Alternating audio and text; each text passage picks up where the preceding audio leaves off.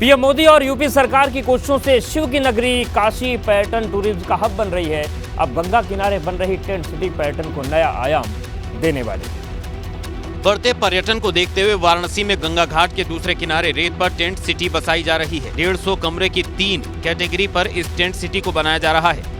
Tent city में ठहरने वाले पर्यटकों के लिए प्रशासन की तरफ से खास व्यवस्थाएं रहेंगी। सुबह बनारस से लेकर शाम की आरती का लुत्फ उठाया जा सकेगा। टेंट सिटी में 4 तरह के लग्जरी कॉटेज बन रहे हैं। पर्यटकों को 5 स्टार जैसी लग्जरी सुविधाएं, योग सेंटर, हॉल, जिम और स्पा की भी सुविधा, आर्ट गैलरी, गंगा स्नान के लिए फ्लोटिंग बाथ कुंड रहेगा। 8 से लेकर 51,000 रूपए तक दिन का खर्च। ऑनलाइन और ऑफलाइन बुकिंग की जा सकेगी। टेंट सिटी वाराणसी.com नाम से वेबसाइट लॉन्च। 13 जनवरी को पीएम मोदी वर्चुअली करेंगे उद्घाटन। में के लिए गवर्नमेंट का पूरा सहयोग मिला है। हमारे पास प्रॉपर सीवेज, इलेक्ट्रिसिटी, जल निगम से पानी का आपूर्ति सब कुछ की गई है। यहाँ पे जितने भी गेस्ट हमारे यहाँ बुकिंग करेंगे, बुकिंग 15 जनवरी ऑनवर्ड्स लॉन्च कर दी गई है। आप ऑनलाइन और ऑफलाइन दोनों माध्यम से हमारे साथ बुकिंग कर सकते हैं। 15 जनवरी से टेंट सिटी में ठहरने की व्यवस्था के लिए ऑनलाइन बुकिंग जारी है, जबकि रविदास घाट और नमो घाट पर ऑफलाइन बुकिंग के लिए काउंटर बनाए जाएंगे। वाराणसी में आज एक बड़ा हादसा टल गया जब शहर के बीचों बीच मौजूद संपूर्णानंद स्टेडियम की दीवार भरभरा कर गिर गई। वाराणसी के सिगरा इलाके में दोपहर के वक्त संपूर्णानंद स्टेडियम के पीछे का दीवार का एक हिस्सा अचानक ढह गया। जिस वक्त यह हादसा हुआ उस वक्त दीवार के पास कुछ 2 पहिया और 4 पहिया वाहन खड़े थे, जिनमें से 2 कार और करीब 1 दर्जन 2 पहिया वाहन दीवार के मलबे में दब गए।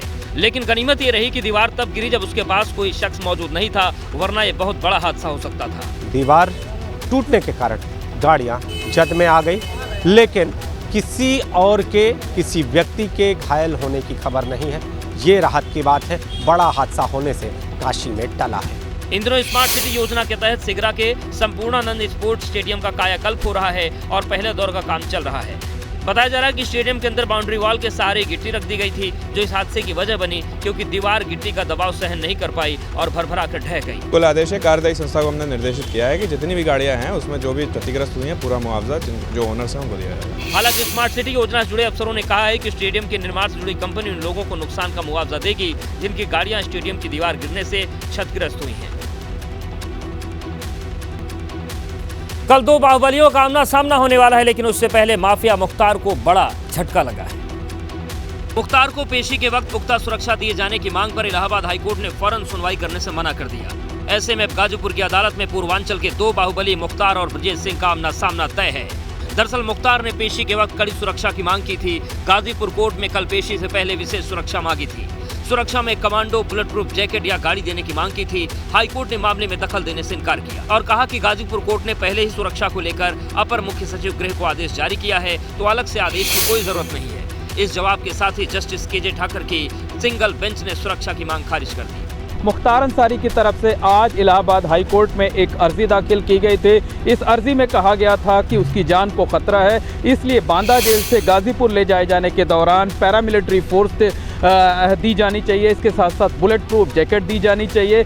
आपको बता दें कि गाजीपुर कोर्ट में पिछली बार 3 जनवरी को होने वाली पेशी को भी सुरक्षा कारणों के चलते टाल दिया गया था और कोर्ट ने बाहुबली ब्रजेश से जान का खतरा होने की दलील पर अपर मुख्य सचिव गृह को मुख्तार की सुरक्षा की मॉनिटरिंग के आदेश दिए थे।